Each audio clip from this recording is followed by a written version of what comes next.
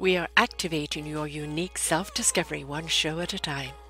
The Orchard of Wisdom Self-Discovery podcast at your fingertips, just waiting to inspire and invite you in discovering just how awesome you really are and how to navigate through life in joy, enrichment, personal abundance, in mind, body, spirit, heart, and soul. All the people we bring you are here to serve you on your journey of life. Do enjoy our next show. Good morning, good afternoon, and good evening, everybody. Welcome back to another edition of, gosh, it was really hard to know which one to put this under, Their Story Matters or our Global Veterans. So I think with the Global Veterans, because that's where we had Kevin before, Kevin Hallinan. I was delighted to have him back here again. I am Sarah Troy here in Self-Discovery Media. We did a show a little while ago that was just so mind-blowing. This gentleman has lived a life. He has seen so much. He has started so many programs that are mainstream today. And it's just this was too much in one show to cover it all. And from being a person who's been literally a cop on the beat right up to counterterrorism, to the Special Victims Unit, to everything that he's done, to sports safety, everything that he has pioneered along the way. He has got so much wisdom under his belt there that today I really wanted to kind of pick his brain and see his point of view on crime today and how it's changed. Of course, we have cybercrime, we digital crime, we have social media crime. There's so many different types of crime today that it's really, really hard, I think, for any one division to kind of keep up with. And also there's the political correctness and how far can you go, and cameras on you all the time. And it's like, are we giving the criminal kind of a bit of thumbs up and saying it's okay? Or is there a different approach that we can go about it today? Because as he said, crime never dies. It's always there. I do invite you to go back and listen to the other show. It really will blow your mind of all that he's accomplished, all that he's seen, all that he's done. And all you have to do is put in his name, Kevin Hallinan, Hallinan, and the counterterrorism, and that show will come up as well as this show.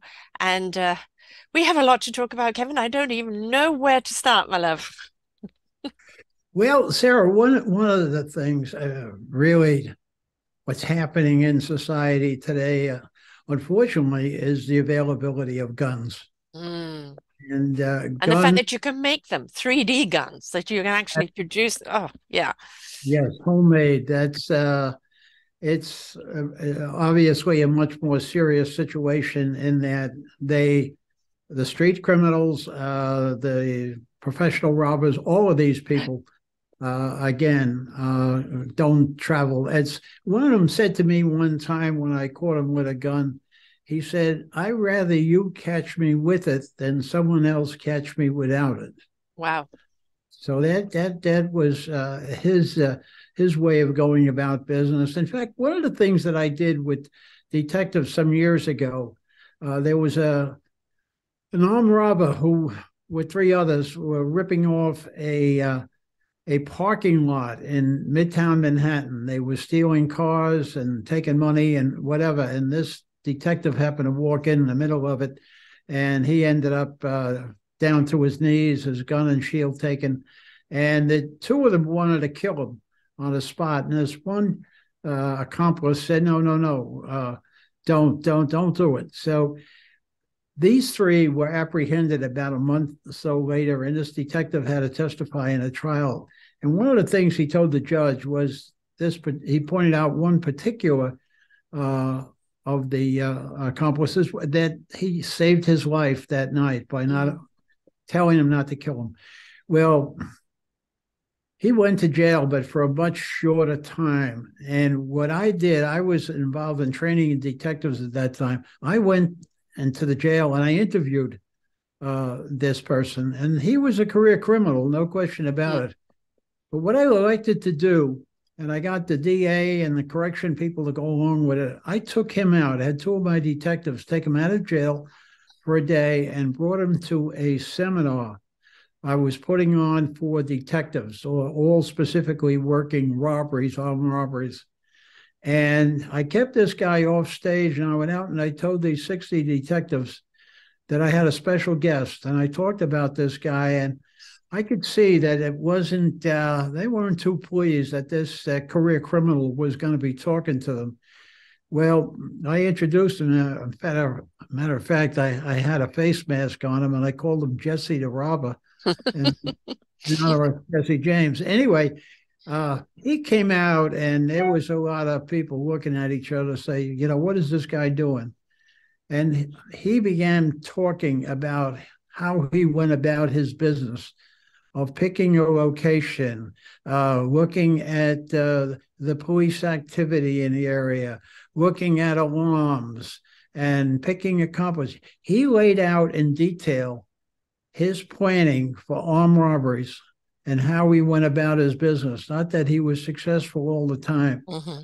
He'd been doing it a while, so clearly he had some success. He talked about the weapons, how we got them. I mean, the detectives initially were resisting. Well, next thing you know, out came the notebooks, and they started writing. We used to say in terrorism, know your adversary. And clearly that was very important for the detectives to know who they were dealing with, what their, if you will, modus operandi, what was their method of operation, how they went about their business, because you were tasked with going after them and understanding what they're about. So the more you know about your adversary, the stronger you're going to be and able to make cases, and in many instances position themselves to areas that are being struck by these people. So what has to happen today, more so than ever before, there almost has to be a retraining of police because of what you said earlier in the show. The prolific nature of so many different crimes in so many different ways that the public is just really an at-risk population because of the criminals and what they're going through today. So the police, starting obviously with the rookies, the new people in the job, and the ones who have been there a while, there has to be a retraining. And I have to tell you, Sarah, and I hate to bring baseball back into this, but when I got into baseball, after talking with a group of players, I remember, I think the Dodgers invited me to talk with their team in spring training. And I spoke with them. And obviously, the manager gave me, Tommy Lasorda at the time, gave me this big background as to who I was in New York. And I could see, hey, so what? We need this New York cop telling us, etc. I knew when I walked out that day that I had to come up a totally different way. And what I did was the old saying again, a picture is worth 1,000 words. Mm-hmm. This was at that time, the MTV generation. Mm-hmm. So what I needed was a video, not a grade B or anything like that, a state-of-the-art video with a great storyline, with good actors, real people in some cases, and I have to say it there, and some attractive people in video to get to keep them hooked. Yeah.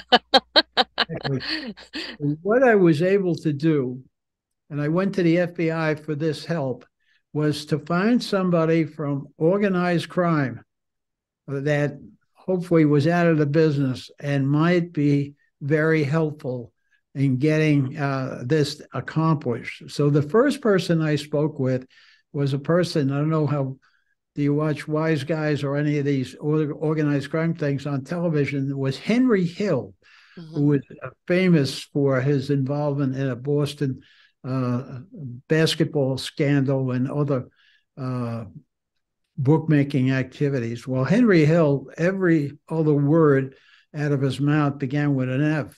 So he wasn't going to make the talent pool. So the second person I got was someone by the name of Michael Francis, who was a captain in a Colombo crime family.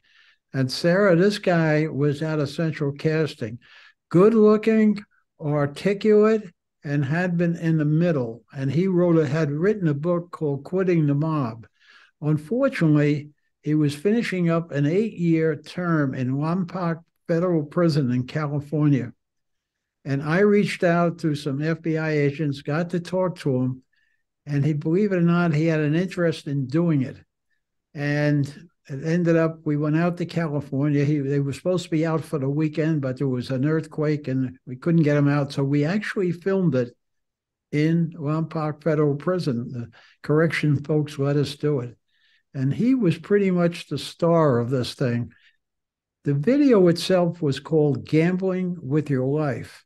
And it was directed not only at baseball players, I'm going to give some numbers here. I can do it. Years have passed. $50,000 it cost. I got the NFL, National Basketball Association, National Hockey League, and Major League Baseball all kicked in $50,000 and made the state-of-the-art video, which was actually put up for a Monitor Award. We got to dress up and go to Lincoln Center in a tuxedo. We didn't win, but we were nominated. And when the players saw it, they were frozen in their seats. You could hear a pin drop. The education, Sarah, of these players as to the challenges that they would face through organized crime has made a major difference. Baseball didn't have any of the problems that a lot of the other leagues. I went to 30 different locations in spring training, met with these different teams, and the absolute same silence. They watched it. They followed the story. As I said, we had good actors in it. And of course, we had the real thing in there, and Michael Francis. And he was talking just how he went about getting these players to do what they needed to do. And once he got his arms around them, they were done because they owed and they had a pay. So this Gambling with Your Life video was actually the first of 9 videos that I put together about, and you couldn't tell whether this athlete was a baseball player or a hockey player or whatever. And that was the good thing about it. In fact, I did one about gambling in Las Vegas.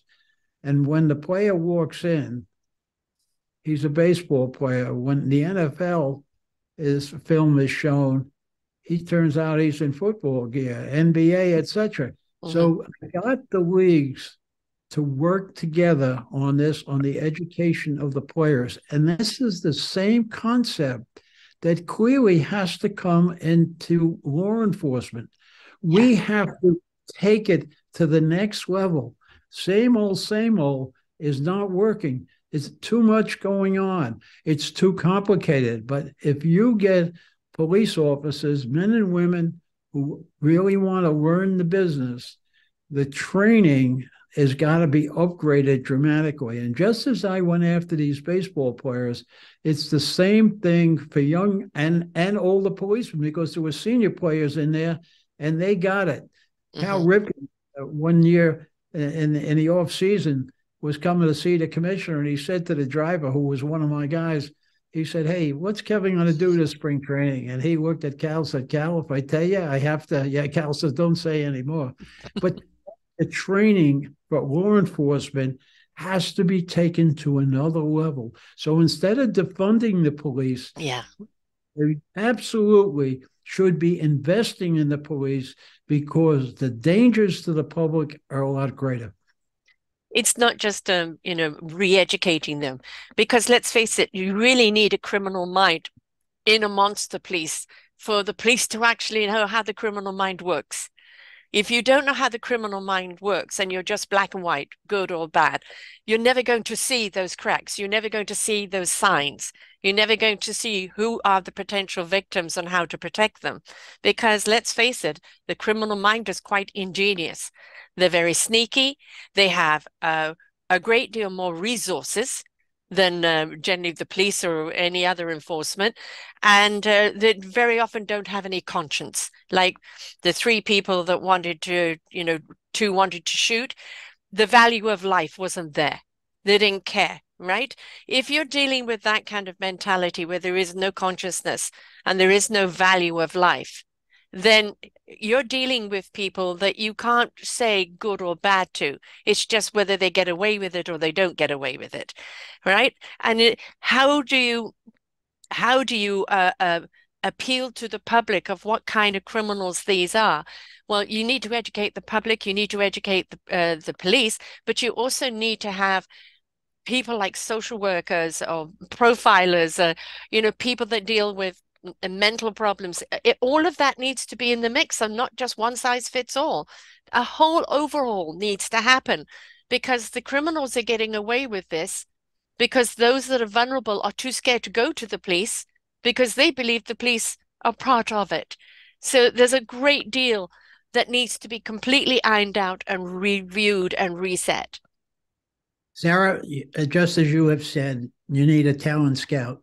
You Yeah. need someone who's going out and bringing in these different areas of criminal justice so the team is working together. Yeah. And I know that just as I recruited Jesse to Robber, that there are others out there and criminals who certainly could be attracted to coming in and sitting down. What really would be needed, it's almost like a 60-minute shot. Mm. 60 minutes where you're sitting down and you're listening to the criminal kind of telling how he goes about his business and having the police there talking about some of the methods that they're looking. And this criminal may say, hey, what you're doing is the wrong thing. That's Yeah. not going to do anything. And this back and forth and having a district attorney there, having a probation officer there, having a correction officer there. Some of the best police officers that I hired were former correction people who Mm-hmm. had worked in jails and listened and learned from the people that they were with every day. Because you know what? They love to brag. They'll talk about what they were Yes. doing, how they do it, and how they got away with it. There were so many that the same was true in Major League Baseball when I was hiring police officers for working with different clubs. I wanted the police officer to have a somewhat diversified background. I didn't want somebody who was just, one way. He just, I go out and I do my job. No, I wanted somebody who could think out of the box. Yeah. And Invested. exactly, you want, and there are people out there. It is a interesting, challenging position, and I can tell you, you need people in it who are going to inspire others to realize this and will end up clearly with a rewarding career. I've interviewed a few criminals in my time, people that were criminals that are no longer, they've served their time or they, turned their lives around. And it was very interesting on how they became the criminal. Because, people don't kind of grow up, I want to be a criminal, unless they're actually in the gang environment and the gang has made it look so scintillating that kids think this is the way to go. But most people do not go about that. I want to grow up and be a criminal. It's something that it happens, generally a trauma that happens to them, a situation that sets them on this path. Obviously, we're looking at the environment of a single parent or foster kids or just a community that is not looking out for each other. And you've got the grips of one that can suck in another. So there's a lot that we need to look at. And I think if we look at things just from one or two aspects, we're missing the huge picture. And, you need all of the people that you talked about in the equation. You need the social workers, you need the psychiatrists in there. Because when you're dealing with certain criminals, they can be quite brilliant and they will think in a different way. We kind of call them profilers, but it's also understanding the psyche of a criminal. What kind of criminal is it? Is this a criminal that has stepped into criminalization due to circumstances? Is this one that's been drawn into the gangs from a very young age? Is this one that did it out of desperation? Or is this one who's just cold-blooded and no consciousness and don't care who they hurt as long as they get? Is there one that likes the frills, the chase, or the outwitting? And if you don't know what kind of criminal you're dealing with, that criminal is going to win every time. It's very true, Sarah. What I had done working at a chief of detective's office. I don't know if I had mentioned this before, but uh, one of the critical elements that we're talking about here is education of the public. Mm. And what I was able to do with WCBS TV in New York, with a producer who was had seen something similar in England called Police 5. I worked with him and a broadcaster who had been a detective for a number of years and went into broadcasting. And he was one of the top people in New York, a big favorite of the public. I'll mention his name, Chris Borgen, deceased now, but Chris was unbelievable. I worked with the producer and Chris in putting on the 6 o'clock news a less than 5 minute segment about certain crimes. And what we started with were confidence games. You know, there was a program many years ago when I was a young boy called Racket Squad. And this particular show, they would start with there's more money taken from American people by confidence people than bank robbers and so. Anyway, we would show how these confidence games were worked, how most particularly seniors got ripped off big time. And the money that's taken away is unbelievable. So we'd show that, and then we'd show several pictures of people outstanding who were involved in these kind of crimes. Well, I tell you what, it took about a week or two after the first show. So we'd do it at 6, and then at 11, we'd report about calls we'd get from the public about what we had shown. There was no reward. It was just strictly people volunteering information. Well, one of the first major cases we broke was a confidence game of 3 women who actually had taken off for the West Indies, and their lawyer called them that they were on TV and their pictures. He had them surrender in Queen's Court. About 2 days later, we were there, obviously, with the cameras and all. I'll never forget, I had been in the courtroom before they surrendered. The judge was half asleep. Well, when Chris Borgen and his crew walked in, all of a sudden, he was the commander of the ship. And this got dealt with. And what it did, pictures that we showed and crimes that were being committed so that the public was aware. I had some reluctance on the part of hierarchy in the mayor's office and the police commissioner's office about showing Sin City. But it was important that the public be aware as to what was going on because it was about them. So not only making the arrest, it was the education of the public, what was going on out there. To get the public on our side, that's one of the vehicles, quite honestly, I believe should be in place, particularly in major cities. It's a difference maker. We are on for 3 years. Guess what? Producer and broadcaster both won Emmys. Right. They gave me a picture of the Emmy. That's what I got. It's so successful that ABC recruited me to start one for them, and I did. It was called Crime Call, and I got that started and got them rolling. Then I went to the chief of detectives who was retiring. I said, Chief, I need to go to a homicide squad. I said, I been working here. There's no overtime, no night differential. I got 4 kids in school. So he said, Kev, you got it. You served your time. So I went to a homicide squad from there.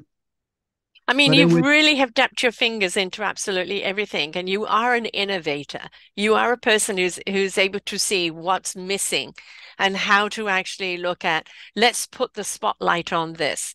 You know, we're in a world right now where we are saturated with crime, saturated with it, and it's hiding in plain sight. And it's so, you know, people have become so jaded, and you've got people that are such intimidators, you know, when they turn on someone, and people have kind of got to a point where I don't want to get involved. I don't want to get involved. And we've got to realize as a community, if we don't get involved, it could very well be you. And somebody else took that attitude while you were in trouble. So by having something where you're inviting the public to speak out, what did you see? And we very often don't realize what we see. We don't realize that we observed that, or we've seen that person, or we witnessed that crime and didn't know it was a crime. And when you appeal to the public to that, there's a sense of pride in knowing that you've brought someone to justice, that you know, helped somebody that's been criminalized against and stood up for them. But there's such a jadedness about it today that I don't know. I mean, we have these shows that call on the public, even the news do. They show something, call in, call in. But do you think that people are just too saturated right now, or don't care, or too scared? Sarah, absolutely not. Quite honestly, on this program, this police file, we never asked for their name. We would, Mm, what we would do if we felt that we needed to follow up with them, and we would ask, give me a nickname, Bobby Rabbit, you hmm know, uh, Joe Tiger, whatever you wanted to give, so that when you called again, I would say, oh yeah, Joe, I spoke with you. You mentioned this, this, and this. And that's what happened. They formed a relationship. There was no, like I say, no names, no reward. It was public service. Yeah, And basically, that's what it has to be about. yeah. When I was on the board of a local college here for a number of years, and they started a program up at the Sullivan County Correctional Center, way up in 30, at least 30 miles from the college, a bachelor's program. And this was a prison where these guys weren't going to be getting out. And I tell you what, they did a tremendous job. And because I was on the board, they asked me to go up to graduation. And there I was in cap and gown, the whole thing for this ceremony. They had their families there. Sarah, I have to tell you, it was one of my best days.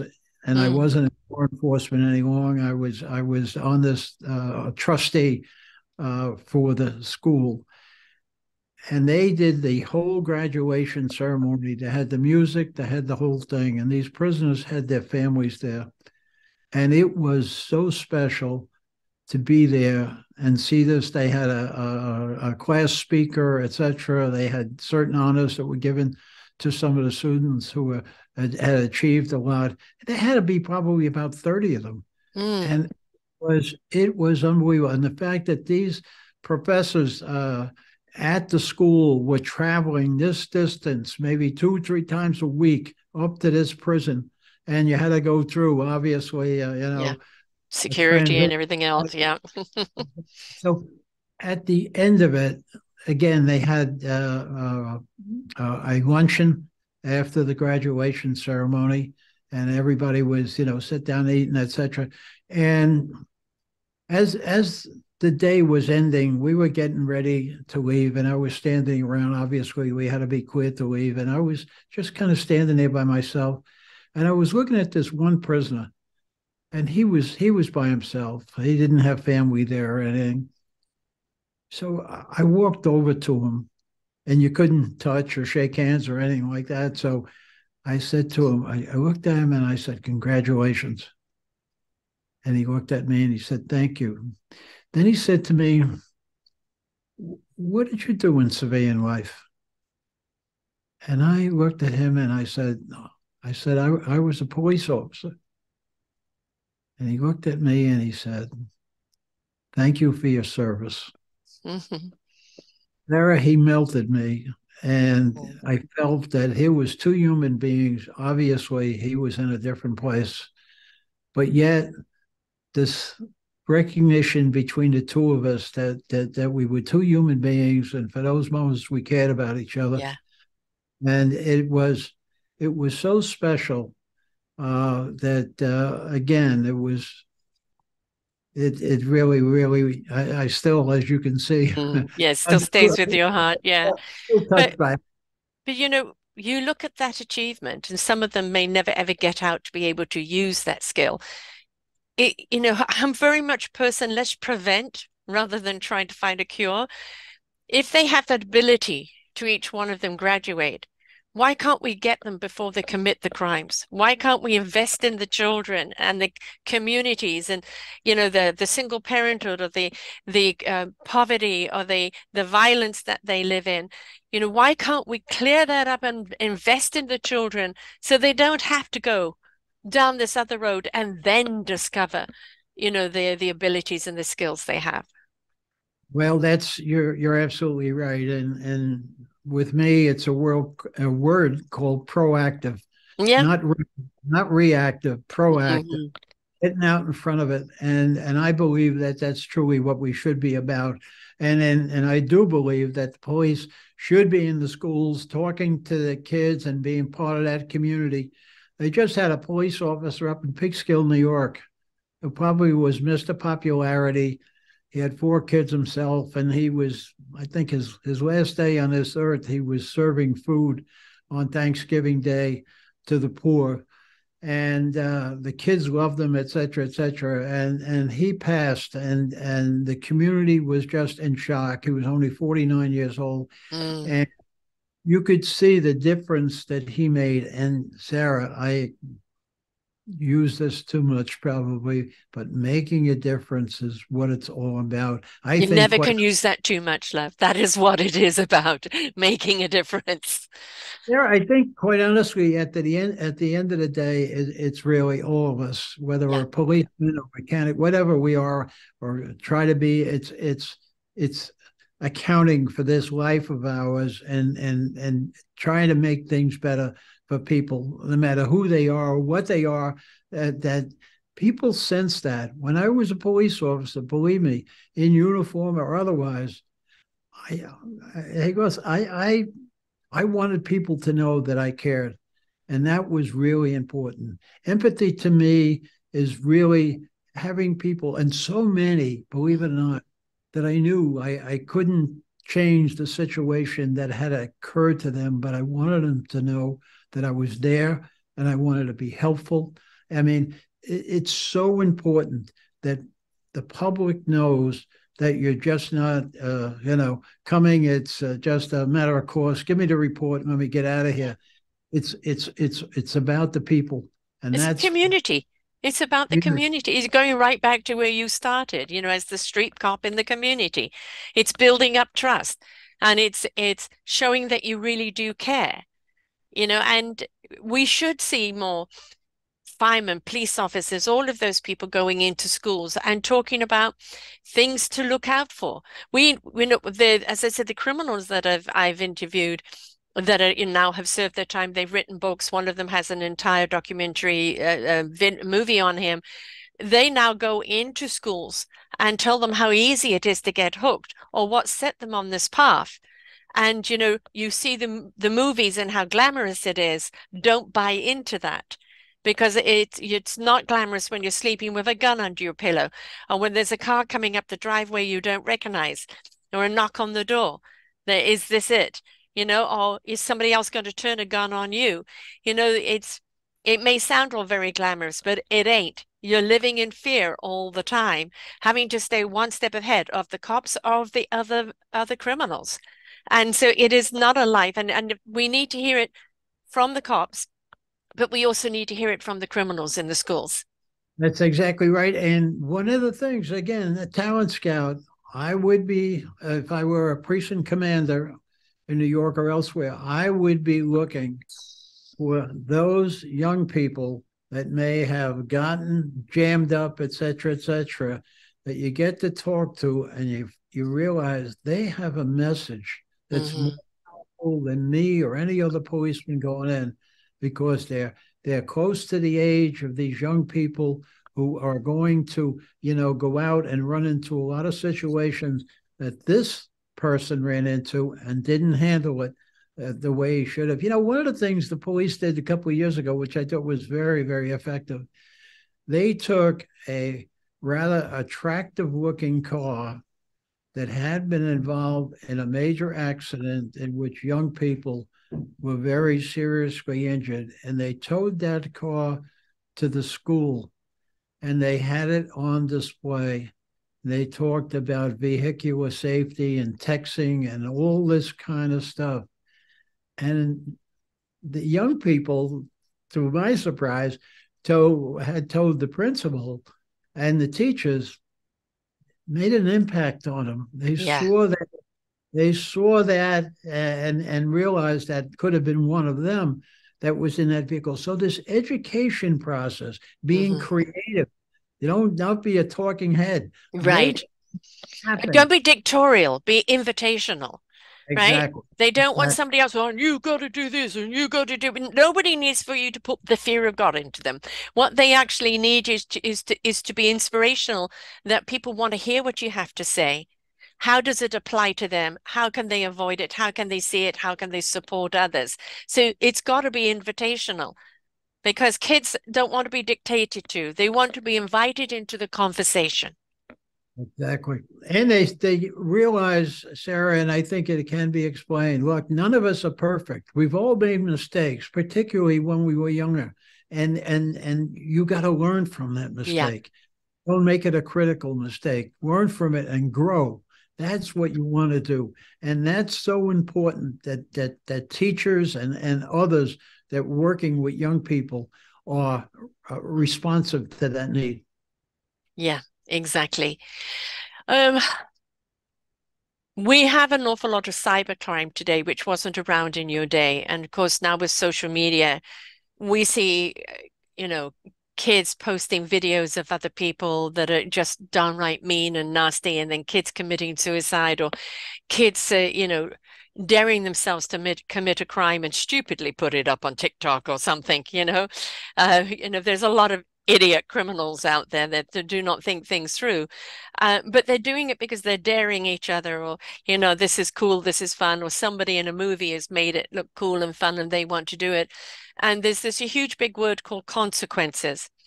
And they haven't quite yet learned consequences of their actions, and that it's actually a coward's way to do it behind social media or behind the camera, instead of even facing somebody, your nemesis, face to face. That there's nothing glamorous about it, and that the consequences on it can indeed be deadly. Yes, that's true. And I just have heard uh, the last couple of years now of the meanness of young Oh, people. Believe it or not, more girls than boys. yes. It's just unbelievable. I mean, I know of a young woman that she had to leave the public school because her daughter was a good athlete, etc., and probably too good, and Hmm. they were angry that she obviously was playing and others had to sit on the bench because how good she was, that they just went after her. And the family, spoke with school authorities, etc., but it wasn't going away. So they had to take her out and put her into a private school. But in talking with one of my relatives that's involved in the teaching profession, and she said, Kevin, it's epidemic. Yes, it is. And I've interviewed a great deal of many people that have been at the hands of the bullying. And my own daughter, went through it at her middle school. And I later learned that she would sleep with the window wide open in the middle of the winter to get a cold so she didn't have to go to school. And then, when we discovered that she was really getting bullied and we wanted to go to the school, and she said, no, no, you do that. They'll follow me home. They'll do something worse. Don't do it. I'll live through this. And the interesting thing is a number of years later, she met one of the main bulliers. And that person came up to her and apologized, actually said to her, I am so sorry. And you are so strong. And in hindsight, in looking how you stood up to us and how strong you were, it really became an example for me. And I'm sorry what I did to you. And of course, she never told her exactly, how much it shattered her. And I have a strong daughter and she has a strong, loving family. But there's a lot of people that go through that bullying that don't have that support at home, that, feel they're completely trapped, no one to tell. And can lead to suicide, or it can lead to retaliation. How many times are we seeing now, especially in America? Another kid goes into a school with an AK-7 and opens it up and starts killing everyone. How they can get a damn gun in the first place is another story altogether, which I think the NRA totally has to be an overhaul of that. But they're doing it because they don't know how to deal with their own inner pain. No one's listening, right? And to go and take someone else's life to relieve your pain is never the way to do it, and it will never relieve your pain. But for them, they've reached that point where they think that's all there is. Yeah, it's true. And of course, the internet is part of this, and Mhm. that access. It's not easy. These young people really are challenged, and the schools really have to have the resources and really into it. That obviously they can't uh, avoid it happening all the time, but certainly there has to be a very strong program that's looking at that and talking. I like the word consequences. Mm-hmm. That's really what it's all about, and young people have to realize that even at a young age, the consequences. And as you mentioned, the suicide thing is just It's it's epidemic. It really is. It's awful. And or, turning into drugs, as a way to numb themselves, or cutting and all these other things, self-harming.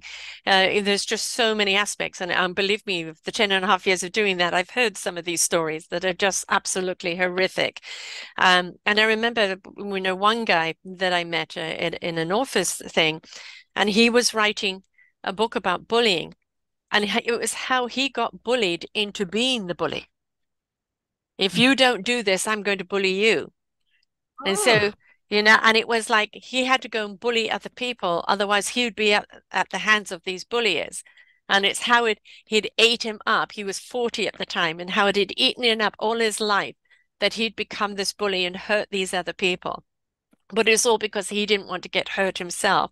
And yeah. we've got to have these conversations, and people have got to be heard and not dismissed.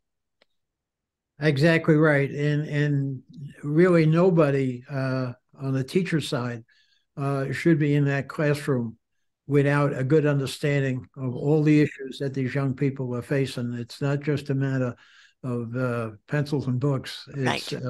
there's a lot going on, and particularly in this environment with technology and all, it's complicated. And then they throw COVID in there as well, where they were staying home and they weren't involved initially in school other than Zoom and all that. But yeah, I mean, the damage that they say that was done to children not being in school and not being, that's clearly part of the education, this assimilation of young people together. We've So had 3 stabbings recently done by teens. Random stabbings, people sitting on a bench, a tourist walking through a kid's playground and just being attacked by teenagers and stabbed to death for no reason whatsoever. And you look at the kind of the age they would have been at the beginning of COVID. What were they watching? Violent movies the whole time, playing violent games the whole time? Were they, just online with people all the time, and buying all into the conspiracies and stirring it up? What is it that causes them to do it? And if we don't understand what causes them to go down that path, how do we know how to recognize the signs, and how do we know how to stop it?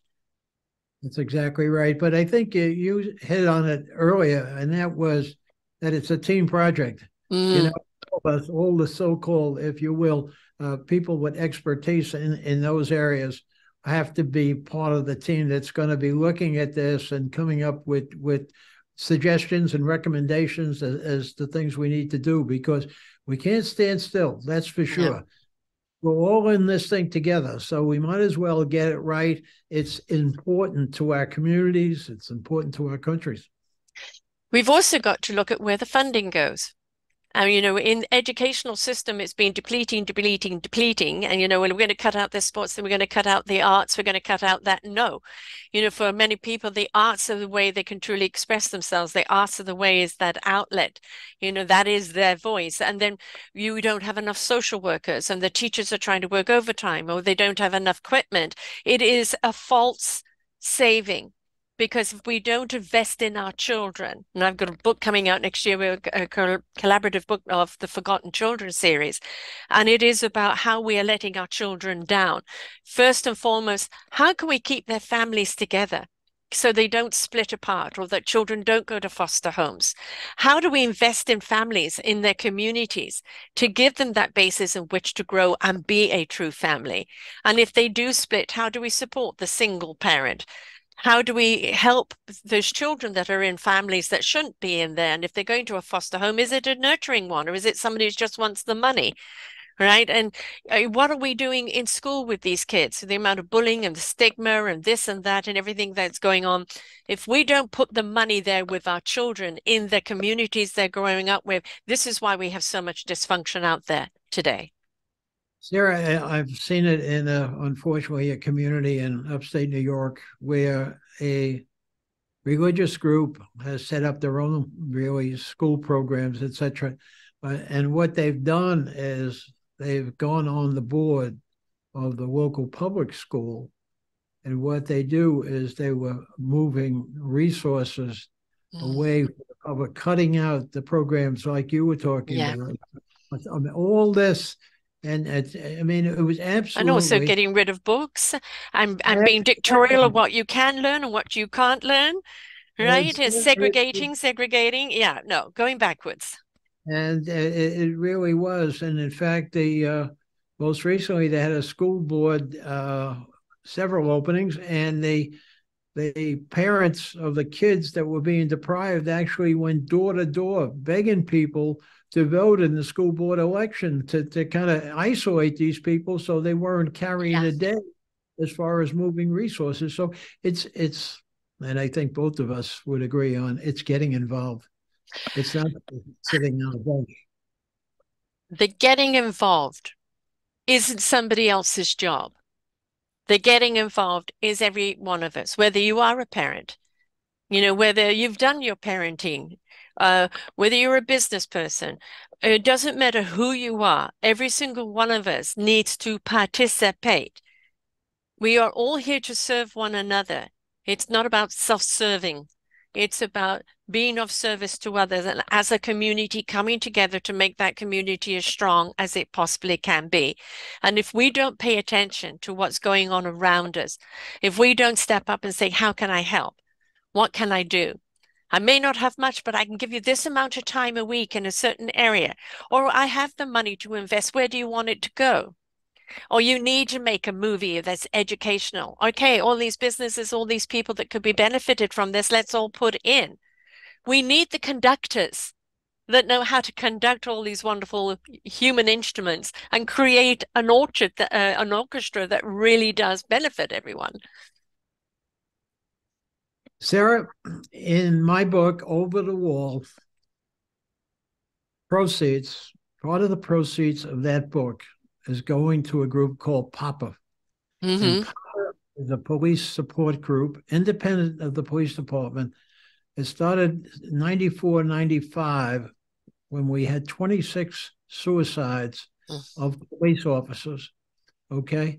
When it was formed by a police officer himself, and it's been in place now for a number of years. And I will have 15 years in 2023, having worked with the program since I retired from Major League Baseball.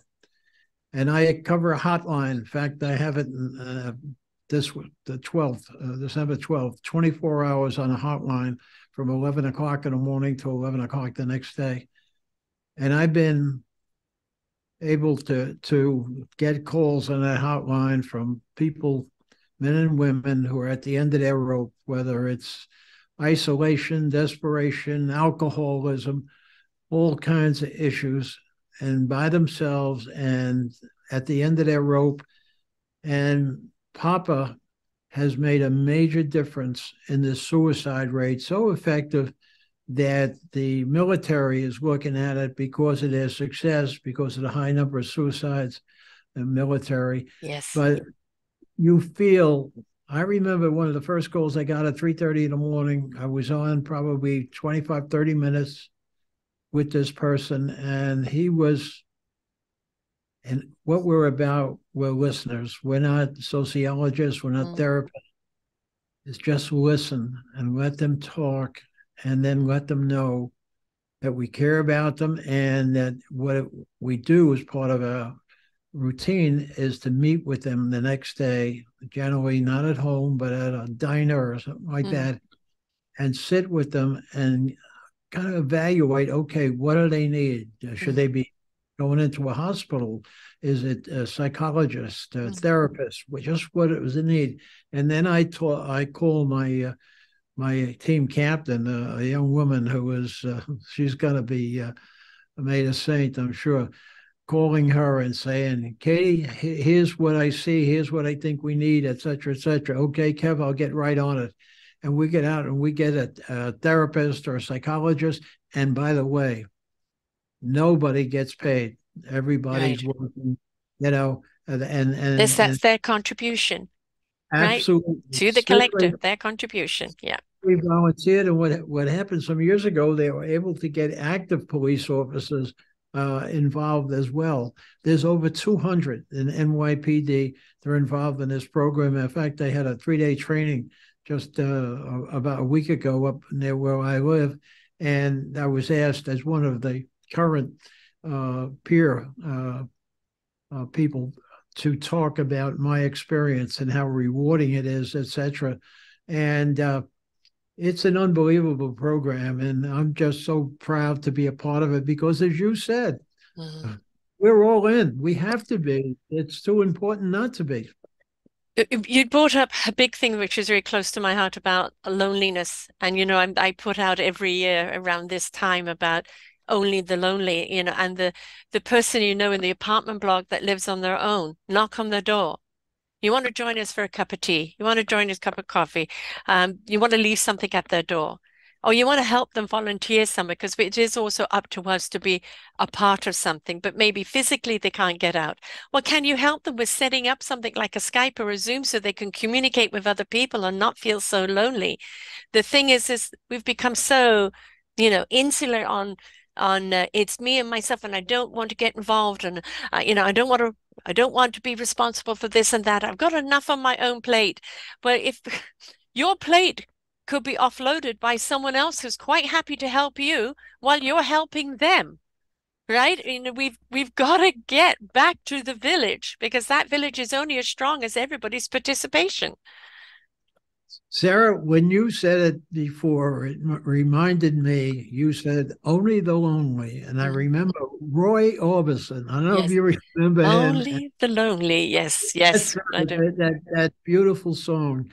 But it's so true. What you described is just what I heard, uh, the phone calls that I received, and the difference. And what was unbelievable is that at the end of the call is saying, "Thank you, Kev. Thank you so much. Thank you so much for listening." And I say back to them, "You have made my evening. Thank Yeah. you so much for calling. I look so forward to seeing you tomorrow."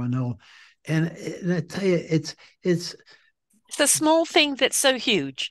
it's better Yeah. to give than receive. I mean, Yes. that's what it's about, and it's such a reward when you see the difference in such a small way you can make with people. And small things, small acts of kindness, acknowledgement. There are more lonely people today in a crowd than ever before. And, because they don't feel they fit in or that no one cares. I have suffered a lot from depression in my life. And it's like being amongst a whole group of people and feel that you're talking with people and they're talking at you, but they're not talking to you.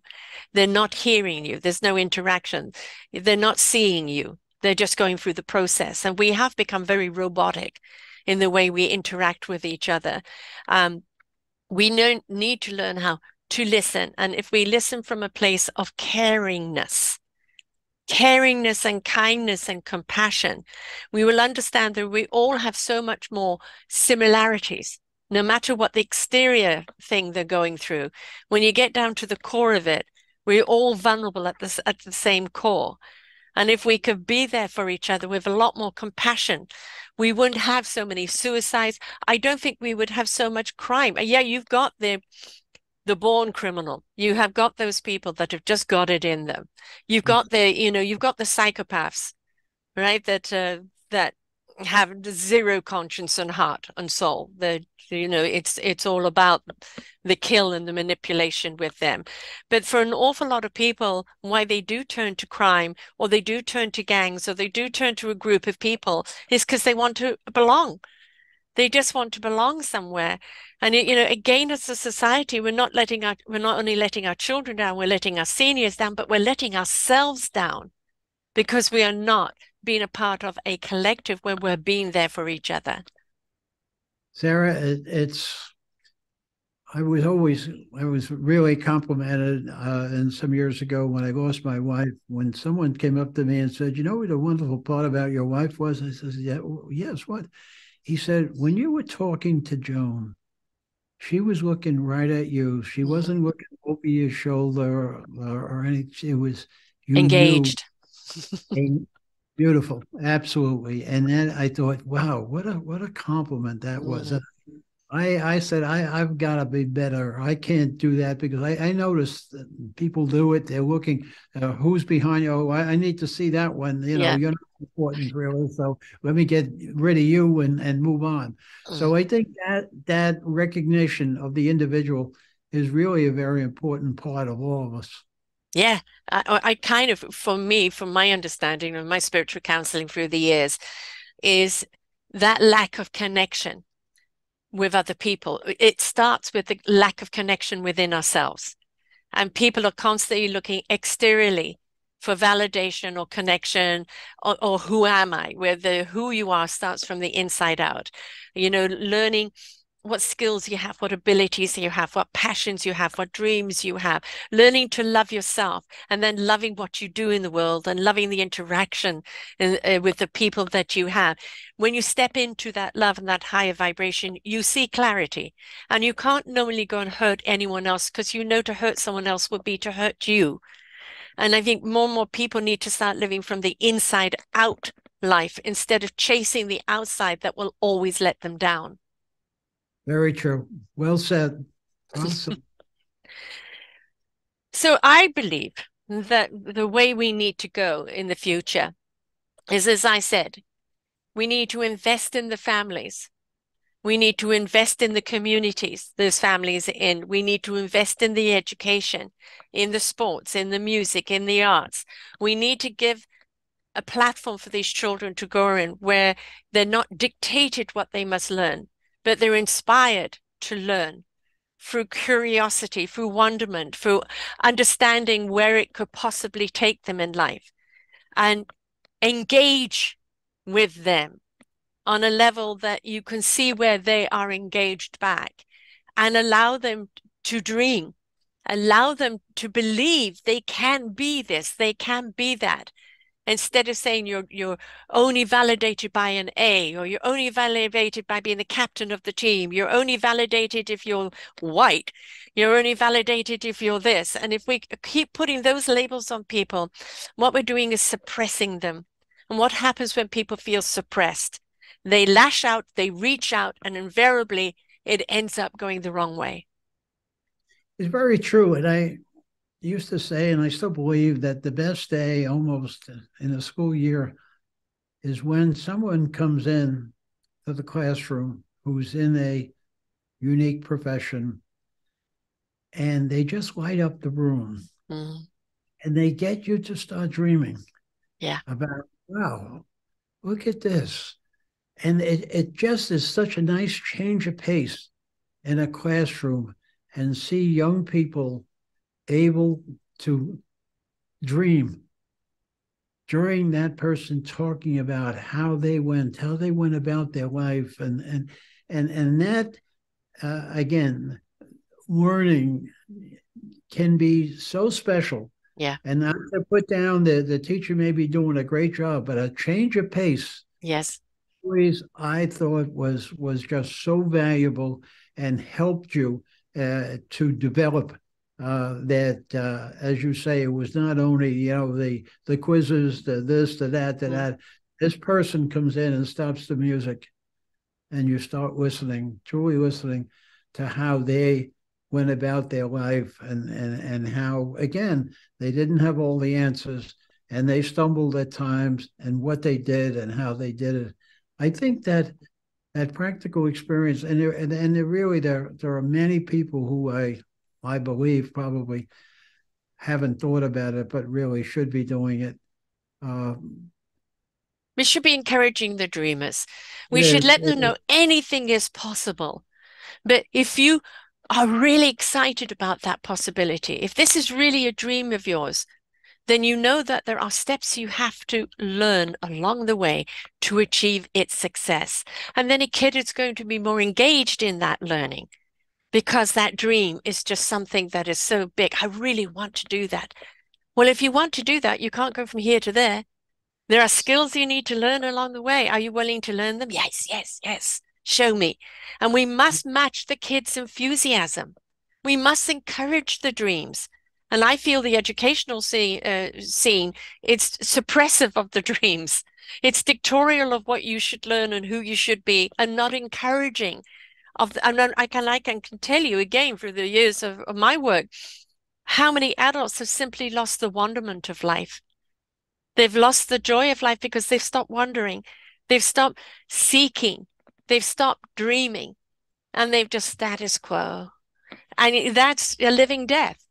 When we need to keep dreaming and believing and wondering what else is out there to the day we exit.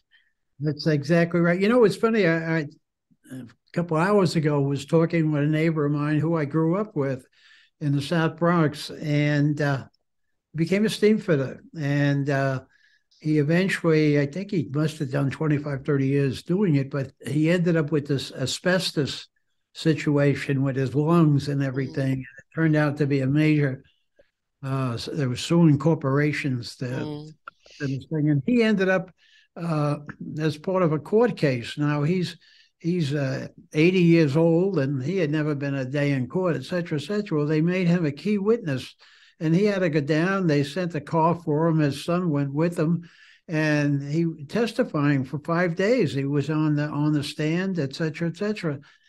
And I said to him, I know this. He has unfortunately lost his wife and some of his families by himself, and he's a terrific guy. So I said, you with 5 days on the stand in a Manhattan courtroom, et cetera. He says, Kev, he said, I don't believe it myself. He went down and he said, and he says, I actually got comfortable. In fact, he said, I took the exception to the attorney for the people that was involved in a lawsuit.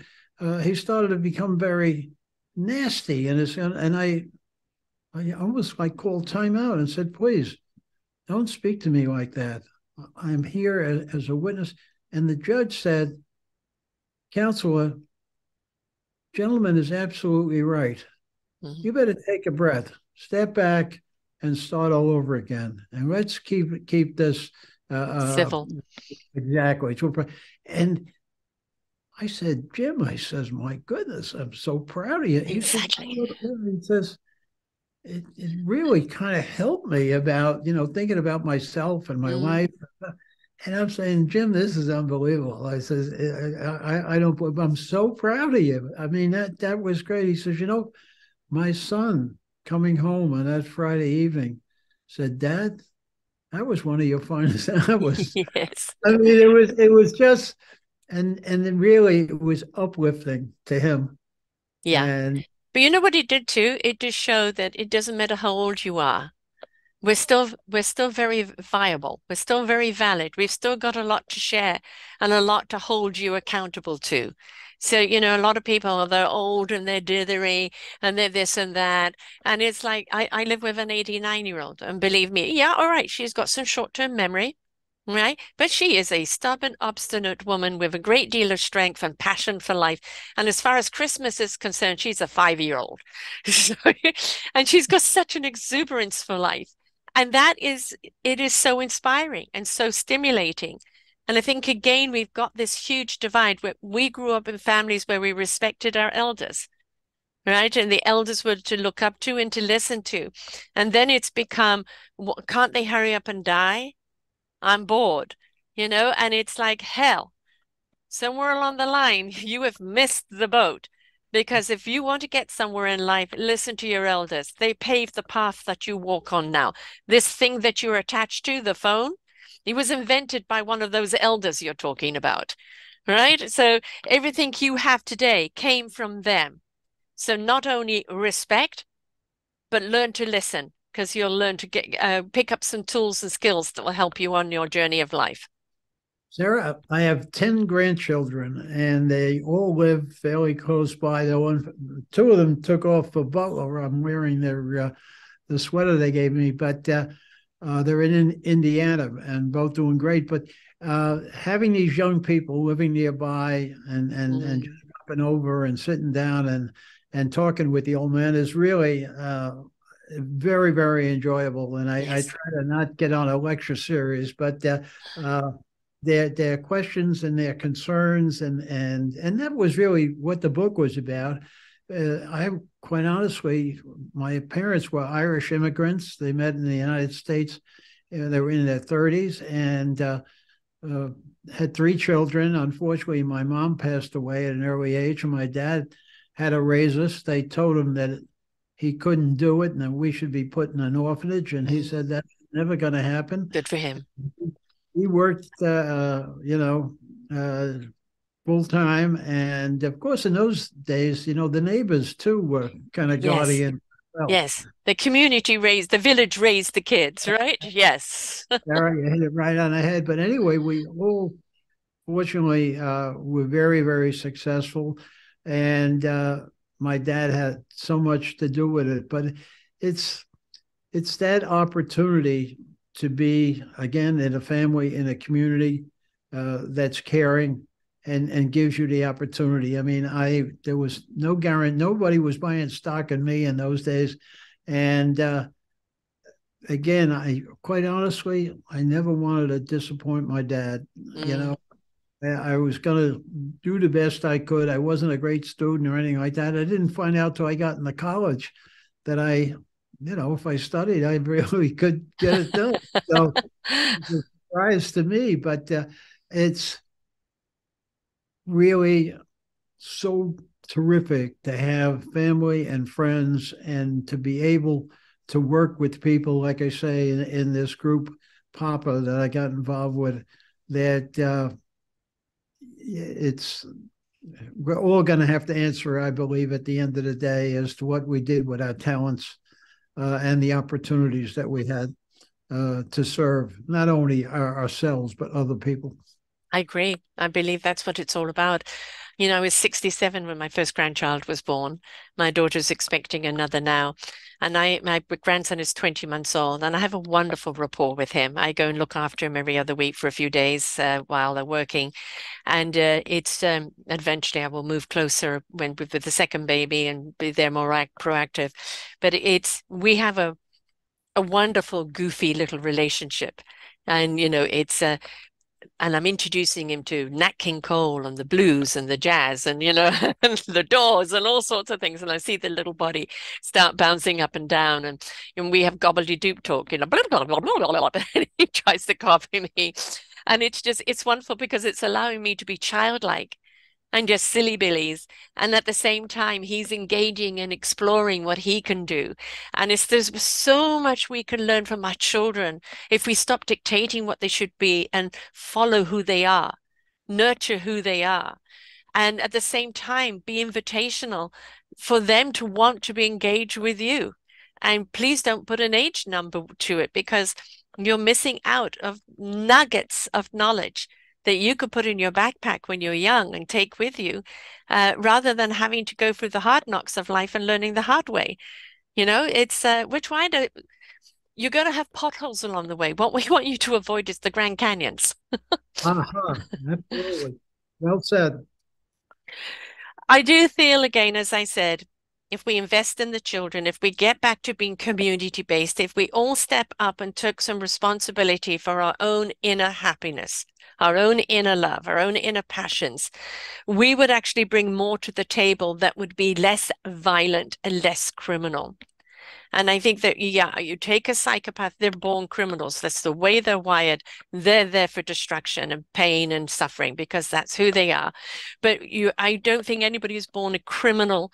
Outside of that, I think they become them for wanting to fit in or out of necessity or just, ego or narcissism. That also steps in, which has a big thing to play with it. But if we teach them young to have a conscience, to really care about other people, to really love and respect themselves and that of other people, I don't think we will see anywhere near the crime that we do today. But we've made it easy, I think, for it to escalate and expand in the way that it's doing. And it's not just civil, people out there committing crimes. Let's look at our politics and the crimes that go on there that are going unpunished, right? That are hidden behind money or hidden behind power. It doesn't matter who you are. You do the crime, you've got to be accountable for it. There has to be a consequence for your action. And if there are more consequences for that action, and we can teach people to think before they act, maybe we just might see less crime. But let's listen to the criminals and how they became it, because then maybe we'll start seeing the signs in other people before they become the criminal. Sarah, a lot of wisdom, really. A lot of wisdom. Hey, listen, I enjoy our conversation, and thank you very much for the opportunity. Always enjoy it. I'd love to have you back again. You're just a wonderful, just encyclopedia of knowledge. And of course, people can go back and listen to your other show as well and hear all about you there as well. And that's very easy to do. As I said, selfdiscoverymedia.com, and just put in Kevin M. Hallinan, Hallinan. The first one was on counterterrorism, on everything that you've done in your career and on your book. And of course, this one, is on what makes a criminal and how can we stop it. But please go and get the book. And, as we go for Christmas, there's an awful lot of lonely people. There's a lot of crime that's committed at this table, taking advantage of the vulnerable. Let's make sure that we're there for the people that are out there on the lone, that are vulnerable, and to let them know they're not alone, right?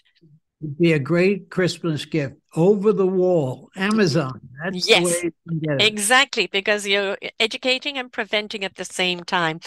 Always a delight to have you here, really, truly is. And thank you for all that you've done in your life, because you are truly a visionary. You see things that need to be done and you rally around to get them done. And you have been a pioneer on so many levels in your career life, and no matter what you've taken on, and you've changed so many directions in the way things are done. So thank you so much for your contribution. Sarah, thank you so much. And please have a wonderful holiday with you and your family. You're a joy to talk with, and I appreciate it. Right back at you, darling. So remember out there, before you kind of cast the stone and cast the judgment, try and understand the why, what we can do to prevent it, and what kind of consequences we can have that actually can change the consciousness of the criminal and not just incarcerate them. Until next time, everyone, have a wonderful Christmas. Bye for now. We hope that you enjoyed the show. Find all of our shows on selfdiscoverymedia.com under podcasts or self-discovery-media/shows. And for all our current shows, go to What's New. We are supported by you, the audience. You'll see a nice big shiny blue button for one-time donations, or follow us on Patreon and you will be able to support us there. We enjoy bringing you such wisdom. And the next show will be up in just a moment.